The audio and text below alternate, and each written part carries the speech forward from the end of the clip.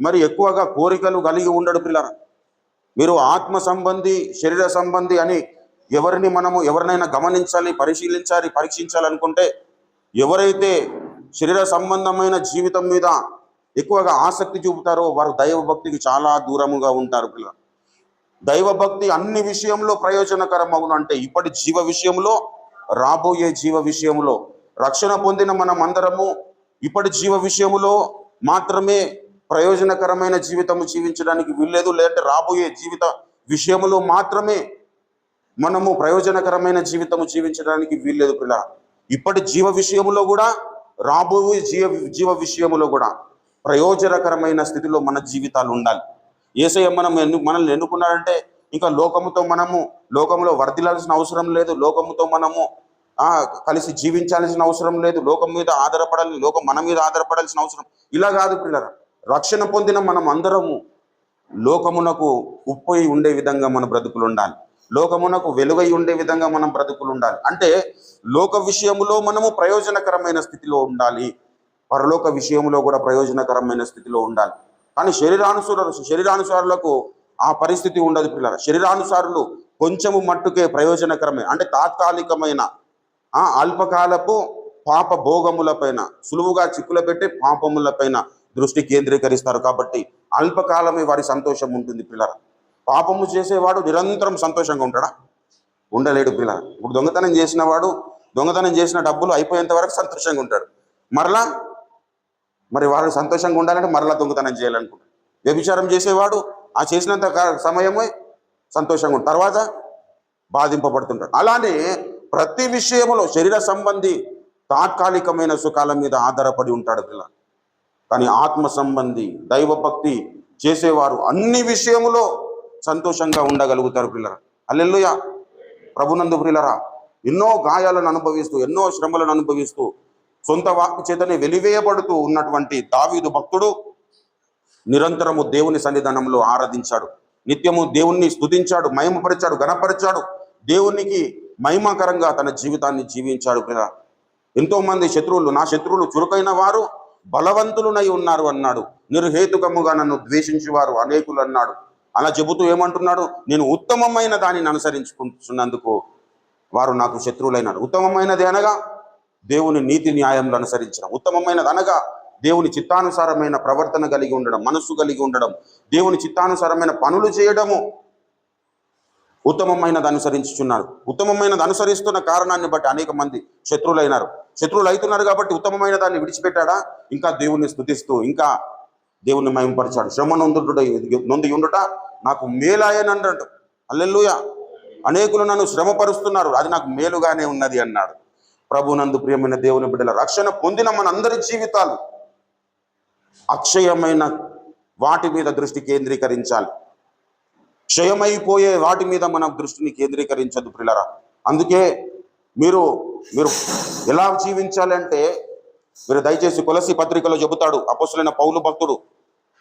కొలస్సీ పత్రిక దయచేసి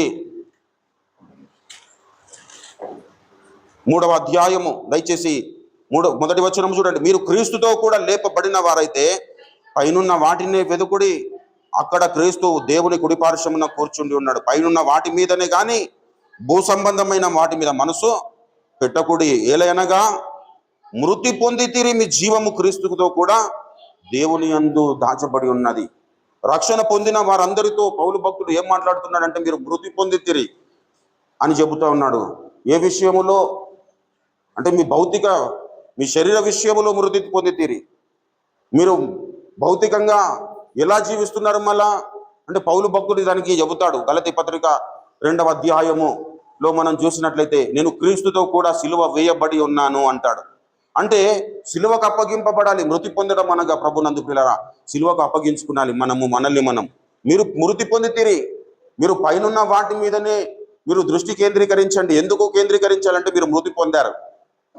అంటే మృతి పొందారు. ఎలా మృతి పొందారు? సిలువకు అప్పగింపబడ్డారు. ప్రభునందు ప్రియులారా, ఈనాడు క్రైస్తవ సమాజము అని పిలువబడుతున్న వారు చాలా వరకు మృతి పొందలేదు ప్రియులారా. సిలువకు అప్పగింపబడలేదు. నేను క్రీస్తుతో కూడా సిలువ వేయబడి ఉన్నానని చెప్తే వారిలో ఉండే లక్షణాలు క్రీస్తుకు భిన్నమైనవిగా ఉండవు.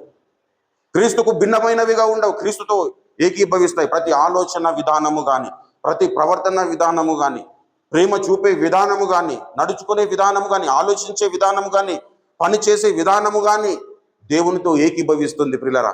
కానీ ఈనాడు క్రైస్తవ సమాజమును చూసి దేవుడు బాధపడుతూ ఉన్నాడు. నాతో పాటు క్రీస్తుతో, నాకు పౌలు భక్తుడు చెబుతున్నాడు కదా, నేను క్రీస్తుతో కూడా సిలువ వేయబడి ఉన్నా. ఆ అనుభవములో అనేకులు లేరని దేవుడు గాయపడుతూ ఉన్నాడు పిల్లలు.